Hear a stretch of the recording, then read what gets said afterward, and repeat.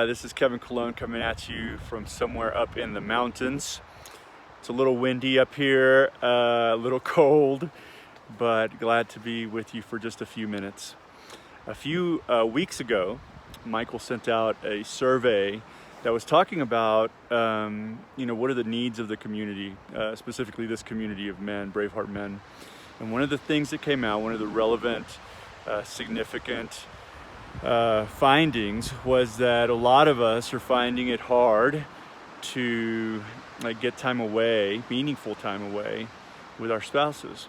And so I just wanted to do a quick little video to let you know a little bit about what my wife and I have done over 23 years of marriage and 4 kids to carve out that time together.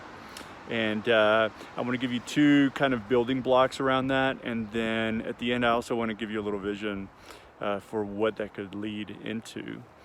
And so let's just get started. The first huge building block that we found out that we needed is that somewhere along the way we had to be intentional about carving out the time. At some point in time, my wife and I got in a room, or we were frustrated enough, or something happened that we sat down together, we looked at each other in the eye, and we said, we need to get this time away. And now the kids were tiny at that point. We were starting a new church. We were, working odd jobs. We were trying to fundraise and do crazy things. And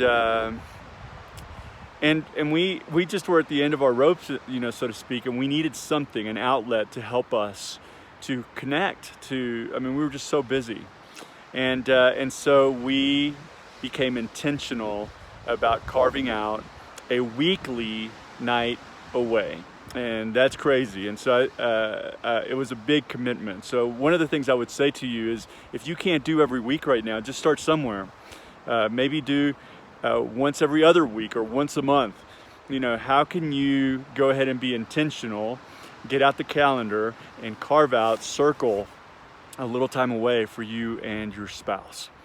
So that's the first one. You just need to be intentional together. You need to decide together. The second thing, the big building block, and really this was a game changer for us, was to create a budget line item for date night. And that sounds kind of silly, but usually for most people that I talk to, it's actually the biggest barrier towards date night. They can't get a babysitter because of money. They can't go out and do something fun because of money. And so we started figuring out that if we didn't put some investment in it from a monetary standpoint, that it was probably not going to happen. And so we started carving out a little bit of money. And at first, when the kids were little, all of the money went to babysitting. 2 hours or 2.5 hours of babysitting. Back then it was a little cheaper, so let's say $25 or $30. And then we carved that out, we saved for that, and we made it a priority to use that money for that particular thing. As the kids got older and they were able to take care of themselves, then we could shift some of the money from babysitting to dinner or another experience. But I tell you what, all through that time, as we were doing those dates, and even to this time now, the dates that we deem cheap dates, which means we go out on a walk, we go out for a long drive, those actually seem to be the best dates. And so as much as I'm telling you to invest in this, especially if you have some babysitting needs, absolutely carve out that little bit of money. You'll find out soon enough that if you can get away, the cheap dates are usually the best ones. The other thing I would say is that as far as budget, there might be a really good tool that you can get, a little resource. It's called the Book of Questions. You can Google it, or discussion starter kind of books or little cards they make now, and invest in one of those. It's probably going to cost you $9 or $15. And the cool thing about that is that you have a ready-made discussion starter for your date night. And that's huge because some of us just don't know how to go deep. We know how to do utilitarian stuff. Let's talk about the calendar or the budget or what we're going to do with the kids. But a lot of us can't or don't know how to move into meaningful subjects and discussion with our wives. And so these books kind of help you dig a little deeper.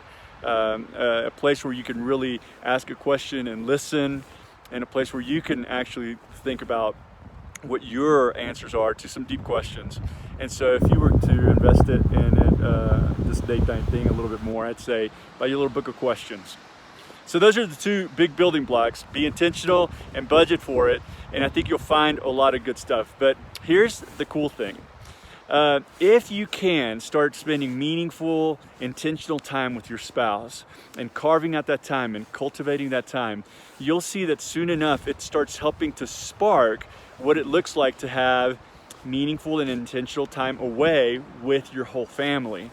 And so our date nights grew into Sabbath days, where we would do date nights, and then we would take our family away on these Sabbath days, these adventures that would bring us closer to God and closer to each other, help us to turn down the volume and just really rest. And I'm telling you, it's a game changer when you start putting these building blocks into your life, into your relationships. It is amazing what God can do with that. And so I just want to say we're rooting for you, we're praying for you. We hope that maybe this will spark a little bit of imagination around how you might jump into meaningful and intentional time with your spouse, and maybe even with your family down the line. You guys take care. We'll see you soon. Bye-bye.